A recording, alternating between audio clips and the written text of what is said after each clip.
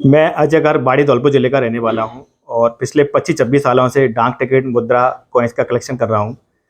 मेरे कलेक्शन में काफ़ी चीज़ें शामिल हैं, जैसे कि 200 कंट्रीज़ की स्टैम्प्स हैं, करीबन 175 देशों के सिक्के, नोट भी शामिल हैं और मैं एक विशेष थीम के अनुसार काम करता हूँ, ए टू जेड, जिसमें अफ़गानिस्तान से लेके ज़ाम्बिया तक के सिक्के जो और नोट भी शामिल हैं। मेरा जो मुख्य थीम रहता है वो महात्मा गांधी। महात्मा गांधी विश्व में एकमात्र ऐसी हस्ती है जिनके जिनके ऊपर भारत के अलावा विश्व के 160 से अधिक देशों ने डाक टिकट लगा लिए, जो कि हमारे भारत के लिए बड़े गर्व की बात है। और मेरे लिए गर्व की बात है कि मैं उनकी स्टैम्प कलेक्ट करता हूँ और आज शायद विश्व में मैं पहला व्यक्ति हूँ जिसके पास सर्वाधिक महात्मा गांधी की स्टैम्प है, जिसके लिए मुझे लिम्का बुक ऑफ रिकॉर्ड मिला। मैंने 2019 में महात्मा गांधी जी की 12 पीढ़ियों का वंश वृक्ष भी बनाया, जिसका भारत सरकार से मेरे पास कॉपीराइट भी है। उसके लिए मुझे इंडिया बुक ऑफ रिकॉर्ड में भी जगह मिली। पूरे देश के अंदर होने वाली एग्जीबिशन में हम लोग भाग लेते हैं और अलग अलग कैटेगरीज में अलग अलग अपना स्थान पाते हैं। हाल ही में राजस्थान सरकार द्वारा एक राजपैक्स एग्जीबिशन जयपुर में आयोजित की गई, जिसमें भी मैं एक अवार्ड जीत के आया। मिसप्रिंट नोटों की बात हो, चाहे एरर नोट की बात हो, एक्स्ट्रा पेपर की बात हो या फैंसी नोट की बात हो, वो सारा मेरे कलेक्शन में शामिल है। भारत सरकार द्वारा दो तरीके के सिक्के चलाए जाते हैं। एक तो रेगुलर सिक्का होता है जिसे हम लोग यूज करते हैं, एक सिक्का जो होता है जो सिर्फ कलेक्शन के पर्पज से आता है। कई बार हम लोग सोशल मीडिया पर देखते हैं कि 1000 का सिक्का, 350 का सिक्का, 400 का सिक्का, बड़ा कौतूहल का विषय रहता है। वो सब मेरे कलेक्शन में शामिल है। पहले हम भी समझते थे कि ये क्या चीज़ है, जब हाथ में चीज़ आई तो समझ में आया कि सारी चीज़ें कलेक्शन के पर्पज से आती हैं। भारत सरकार ने अभी नया प्रयोग किया है रंगीन सिक्के निकालना, लेकिन ये सिक्के फिलहाल तो कलेक्शन के पर्पज से आ रहे हैं। वो भी सिक्के मेरे कलेक्शन में शामिल हैं, लेकिन धीरे धीरे ऐसी सूचना है कि धीरे धीरे ये सिक्के चलन में भी आना चालू हो जाएंगे। और आपको मैं बता दूं कि भारत सरकार बहुत जल्दी अन्य कंट्रीज की तरह पॉलीमर नोट, प्लास्टिक के नोट भी लाने वाली है, शायद 2024 के अंत तक। इसी वजह से धीरे धीरे आजकल पेपर करेंसी वो प्रिंटिंग कम हो रही है।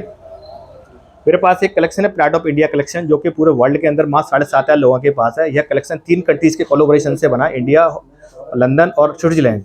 यह कलेक्शन 2 साल में कलेक्ट हुआ और आज इतना प्रीसियस है कि बहुत कम देखने को मिलता है। मेरे पास करीबन 1500 मैच बॉक्स का भी कलेक्शन है, ऑल डिफरेंट मैच बॉक्स हैं और ये भी मैं करता हूँ। और चाहे वो कॉइन्स की बात हो, एंटिक आइटम्स बहुत सारे हैं मेरे पास, जैसे पुरानी टीवी हो, पुराना रेडियो हो, मोनोग्राम हो और ग्रामोफोन हो, पुराने बर्तन हों, जैसे जो अपने घरों में अष्टधातु के बर्तन चल रहे थे, पुराना हुक्का हो, इस तरीके की चीज़ें हैं। मेरे पास काफ़ी कुछ सेलिब्रिटीज़ के ऑटोग्राफ्स भी मेरे पास शामिल हैं। मैंने कहा ना कि मैं जैसे गांधी में काम करता हूँ, तो गांधी जी की जैसे जो भी चीज़ें होती हैं उससे संबंधित मैं काम करता हूँ। गांधी जी का जैसे नोट है, गांधी जी के बर्थडे का 2 अक्टूबर 69 का, वो मेरे कलेक्शन में शामिल है।